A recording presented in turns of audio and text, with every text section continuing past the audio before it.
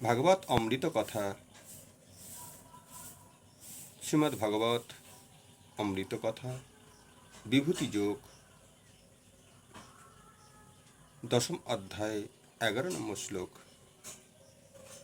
তেষা মে বানু কপার্থ মহন্ন জ্ঞানাজং তম নাশয়া মাত্ম ভাবস্ত জ্ঞানদীপেন ভাস্বত। তাদের প্রতি অনুগ্রহ করার জন্য আমি তাদের হৃদয়ে অবস্থিত হয়ে উজ্জ্বল জ্ঞানরূপ প্রদীপের দ্বারা অজ্ঞানাজনিত অন্ধকার নাশ করি। শ্রী চৈতন্য মহাপ্রভু যখন বারাণসীতে হরে কৃষ্ণ কৃষ্ণ কৃষ্ণ হরে হরে, হরে রাম রাম রাম হরে হরে কীর্তন করে প্রচার করেছিলেন, তখন হাজার হাজার লোক তার অনুগামী হয়েছিল।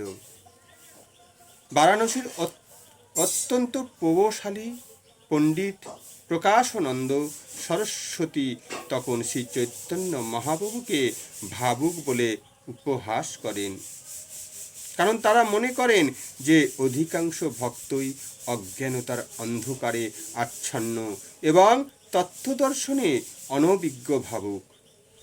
প্রকৃতপক্ষে তা সত্য নয়। অনেক বড় বড় পণ্ডিতেরা ভক্তিতত্ত্ব দর্শনের উপস্থাপনা করে ভক্তিযোগের শ্রেষ্ঠত্ব প্রচার করে গেছেন, কিন্তু এমনকি কোনো ভক্ত শাস্ত্র গ্রন্থাবলী অথবা তার গুরুদেবের সাহায্য গ্রহণ না করে ও যদি ঐকান্তিকতার সঙ্গে ভক্তিযোগে ভগবানের সেবা করেন, তাহলে শ্রীকৃষ্ণ তাকে অন্তর থেকে সহায়তা করেন। সুতরাং কৃষ্ণ ভাবনাময় নিযুক্ত নিষ্ঠাবান ভক্ত কখনোই তত্ত্ব জ্ঞানবিহীন নন। কেবল একমাত্র যোগ্যতা হচ্ছে সম্পূর্ণভাবে কৃষ্ণ ভাবনাময় হয়ে শ্রীকৃষ্ণের সেবা করা। মায়াবাদী দার্শনিকেরা মনে করেন যে পার্থক্য বিচার না করে কেউ শুদ্ধ জ্ঞান লাভ করতে পারেন না।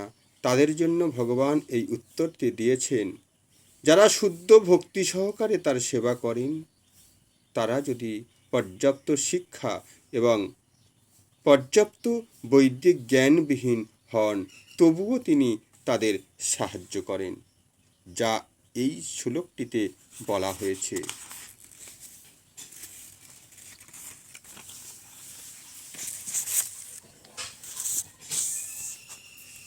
ভগবান অর্জুনকে বলেছেন যে মূলত মনোধর্মপ্রসূত জ্ঞানের মাধ্যমে কখনোই পরম সত্য বা পরম তত্ত্ব পরমেশ্বর ভগবানকে জানতে পারা যায় না। কেননা পরম সত্য এতই মহৎ যে কেবল কোনো রকম মানসিক প্রচেষ্টার দ্বারা তাকে হৃদয়ঙ্গম করা অথবা লাভ করা সম্ভব নয়। মানুষ লক্ষ লক্ষ বছর ধরে নানান রকমের জল্পনা কল্পনা করে যেতে পারে, কিন্তু যতক্ষণ পর্যন্ত তার চিত্তে পরমেশ্বর ভগবানের প্রতি ভক্তি উদয় না হচ্ছে, পরম সত্যের প্রতি সে প্রেম পরায়ণ না হচ্ছে, ততক্ষণ পর্যন্ত সে কোনো মতেই শ্রীকৃষ্ণকে বা পরম সত্যকে জানতে পারে না। ভক্তিযোগী ভগবানের সেবা করার মাধ্যমে কেবল পরম সত্য শ্রীকৃষ্ণকে সন্তুষ্ট করা যায় এবং তার অচিন্ত শক্তির প্রভাবে তিনি তার শুদ্ধ ভক্তের হৃদয়ে নিজেকে প্রকাশিত করতে পারেন। শ্রীকৃষ্ণ সর্বদাই তার শুদ্ধ ভক্তের হৃদয়ে বিরাজমান এবং সূর্য সম শ্রীকৃষ্ণের উপস্থিতির ফলে অজ্ঞানতার সমস্ত অন্ধকার তৎক্ষণাৎ বিদূরিত হয়।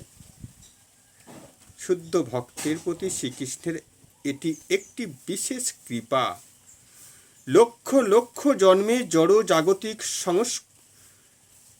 সংস্কর্গের কলুষতার ফলে জড়বাদের ধূলির দ্বারা আমাদের হৃদয় আচ্ছন্ন হয়ে আছে, কিন্তু আমরা যখন ভক্তিযোগে ভগবৎ সেবায় যুক্ত হয়ে নিরন্তর হরে কৃষ্ণ মহামন্ত্র জপ করতে থাকি, তখন অতি শীঘ্রই হৃদয়ের সমস্ত আবর্জনা বিদূরিত হয় এবং আমরা শুদ্ধ জ্ঞানের পর্যায়ে উন্নীত হই।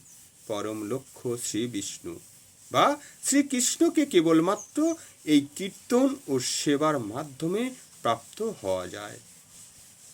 মনোধর্ম প্রসূত কল্পনা অথবা যুক্তিতর্কের মাধ্যমে নয়। জীবন ধারণের আবশ্যকতাগুলির জন্য শুদ্ধ ভক্তকে কোনো রকম উদ্বেগ পেতে হয় না, তার উদ্বিগ্ন হবার প্রয়োজন নেই, কারণ তার হৃদয়ে থেকে অজ্ঞানতার অন্ধকার দূর হয়ে যাওয়ার ফলে পরমেশ্বর ভগবান আপনা থেকেই তার সমস্ত প্রয়োজন পূরণ করে দেন। কারণ ভক্তের ভক্তিযুক্ত সেবায় ভগবান তার প্রতি প্রসন্ন হন। এটি ভগবদ্গীতার শিক্ষার সারমর্ম। ভগবদ্গীতা অধ্যয়ন করার মাধ্যমে আমরা সর্বত্রভাবে ভগবানের চরণে আত্মসমর্পণ করে শুদ্ধ ভক্তি যোগে তার সেবায় নিয়োজিত হতে পারি। ভগবান যখন আমাদের দায়িত্ব গ্রহণ করেন, তখন আমরা সব রকম জাগতিক প্রচেষ্টা থেকে মুক্ত হই। হরে কৃষ্ণ।